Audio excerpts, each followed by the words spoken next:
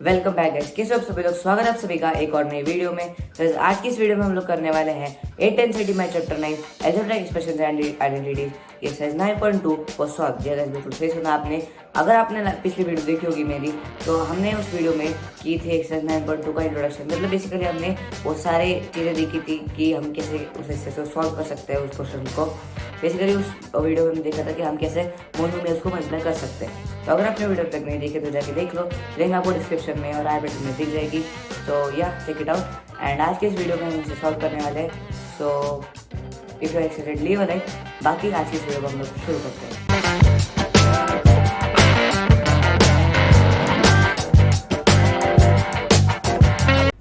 जैसे कि आपने इंट्रो में सुना, हम लोग आज करने वाले हैं chapter 9 algebraic expression and identities exercise 9.2। तो इसका हम फर्स्ट क्वेश्चन देखते हैं, जो कि है find the product of the following pairs of monomials. मतलब यहाँ पे हमें कुछ मोनोमियल्स दिए हुए हैं पेयर में और उनका हमें प्रोडक्ट ढूंढ के निकालना है। तो यहाँ पे हमारे पास फर्स्ट पार्ट है, इसमें 4 × 7p। मतलब यहाँ पे 4 और 7p को हमें मल्टीप्लाई करना है। ठीक है, तो इसका बेसिकली सिंपल है काफ़ी ज़्यादा। मैंने आपको क्या बताया था, सबसे पहले सारे कॉन्स्टेंट्स को मल्टीप्लाई करना है एक दूसरे के साथ और फिर उनके साथ वेरिएबल्स को। तो हमने 4 × 7 करेंगे और इंटू पी हम एज इट इज लिख देंगे और हमारे पास आ जाएगा 4 × 7 तो 28। एंड जब 28 के साथ हम पी मल्टीप्लाई करेंगे तो आ जाएगा हमारे पास 28p।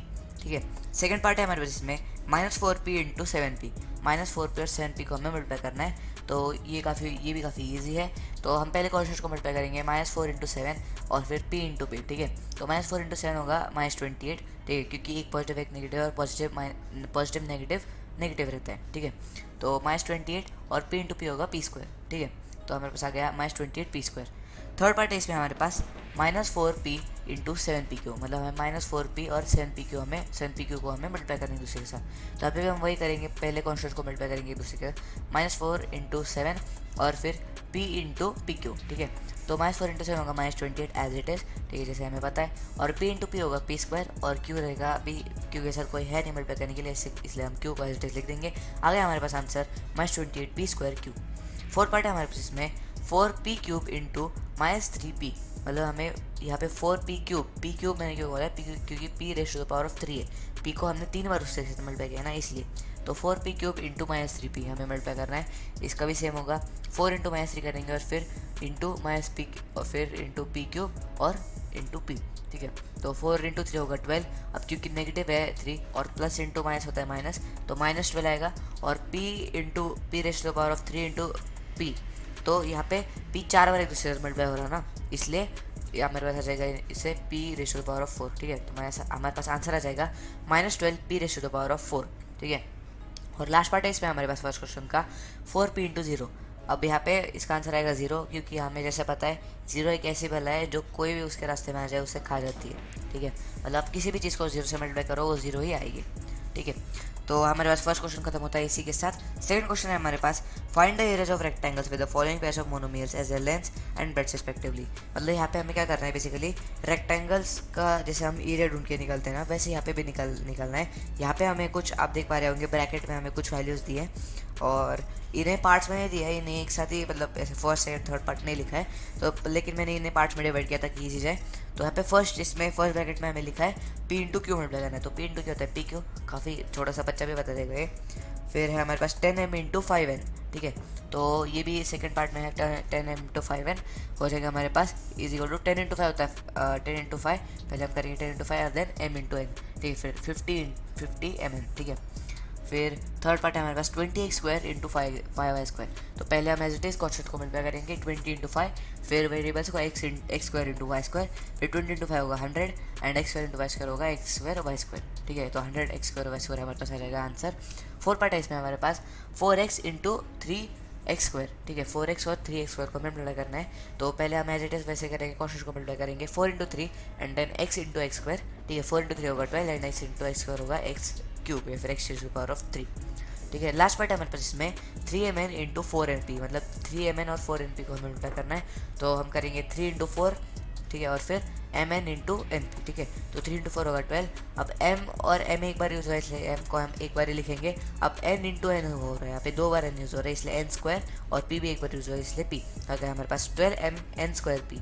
ठीक है, थर्ड क्वेश्चन हमारे पास complete the following table of products. मतलब यहाँ पे हमें एक टेबल दिया हुआ है और उसके हमें प्रोडक्ट्स निकालने हैं। अब यहाँ पे कुछ हमें ऑलरेडी लिख के दिए हुए हैं, बाकी हमें खुद करने हैं, ठीक है। तो यहाँ पे हम देखते हैं कैसे कर सकते हैं। बेसिकली हमें क्या करना है मैं आपको बताता हूँ। सबसे पहले ये है हमारे फर्स्ट मोनोमियल और ये है हमारे सेकंड मोनोमियल।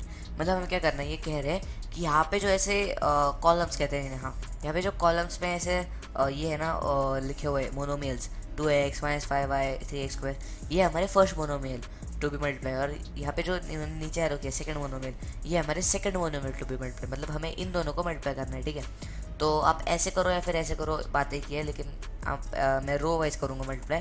तो हमें क्या करना है बेसिकली, पहले हमें 2x इंटू 2x करना है, फिर हमारे पास आंसर आएगा वो यहाँ पे लिखना है 2x इंटू माइनस 5y करना है, फिर यहाँ पे लिखना है 2x इंटू 3x स्क्वायर, फिर यहाँ पे माइनस 4x का यहाँ पे, और ऐसे हमें करते जाना है एंड तक। फिर हमें माइनस 5y का करना है, फिर हमें 3x स्क्वायर का करना है। ऐसे करते करते हम पूरा इसका ढूंढ सकते हैं आंसर।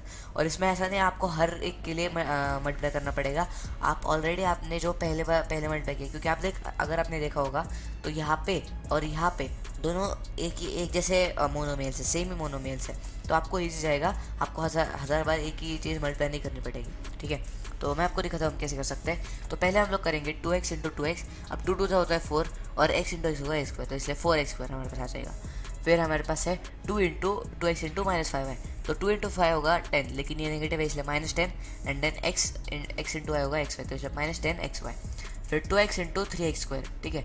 अब 2 इंटू 3 होगा 6, और x इंटू x स्क्वायर होगा x क्यूब, मतलब x टू पावर ऑफ 3, इसलिए आया हमारे पास 6x क्यूब। फिर हमारे पास है 2x इंटू माइनस 4xy, ठीक है। तो हमें पहले हम वैसे ही करेंगे, 2 इंटू 4 होता है 8, लेकिन क्योंकि माइनस 4 है, माइनस है, इसलिए माइनस 8 होगा। अब x इंटू x होगा a स्क्वायर, और y इट इज़ रहेगा क्योंकि y एक आगे है। अब देखो गाइस, ये काफ़ी ज़्यादा लंबा हो रहा है, इसलिए मैं आपको पूरा तो नहीं एक्सप्लेन कर सकता, वरना पूरा वीडियो इसी में ख़त्म हो जाएगा। बाकी आपको यहाँ पे तो है, आप ये इसे कॉपी कर सकते हो, ठीक है। सो इस बिना टाइम वेस्ट किए अब हम बढ़ते हैं हमारे फोर्थ क्वेश्चन की तरफ, जो कि obtain the volume of rectangular boxes with the following length breadth and height respectively.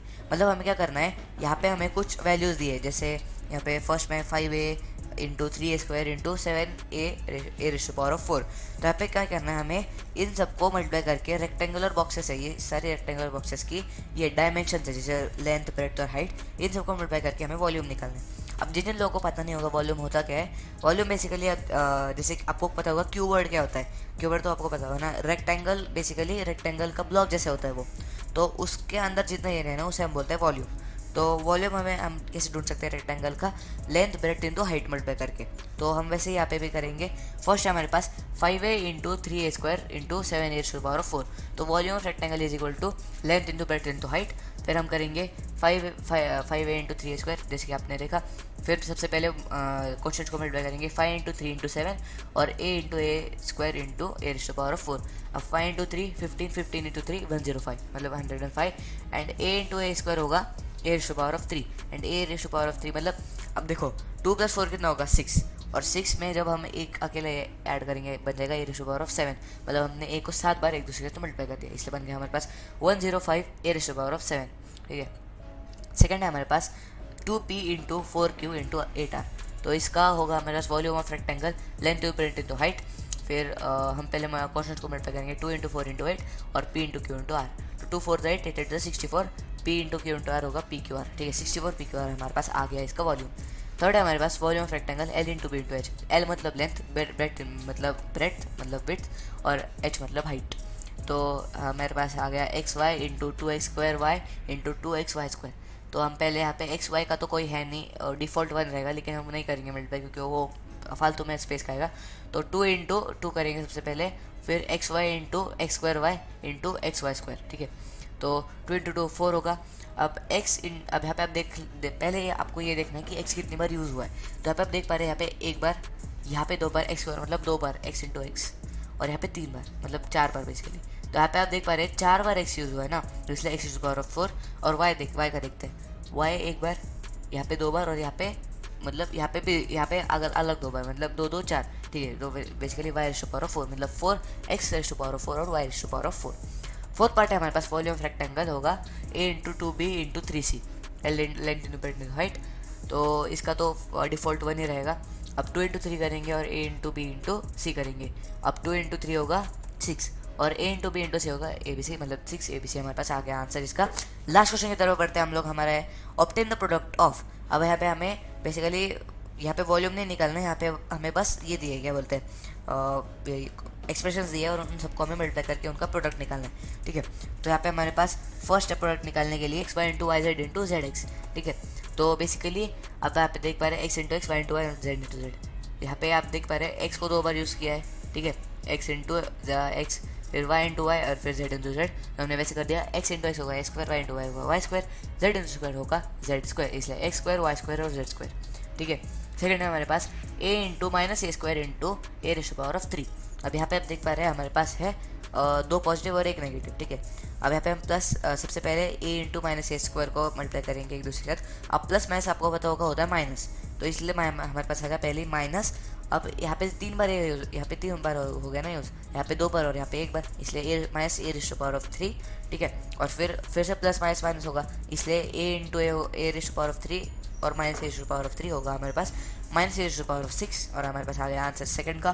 Third है हमारे पास 2 इंटू 4 Y into 8 Y square into 16 Y cube. ठीक है, इसका भी काफ़ी सिंपल है। सबसे पहले कॉन्स्टेंट को मल्टीप्लाई करेंगे 2 इंटू 4 इंटू 8 इंटू 16 एंड उसके बाद में Y into Y square into Y cube. ठीक है, तो हम सबसे पहले इस दोनों को मल्टीप्लाई करेंगे 2 इंटू 4 8, फिर हम इन दोनों को मल्टीप्लाई करेंगे एंड जब हम इन सबको मल्टीप्लाई करेंगे हमारे पास आ जाएगा 1024।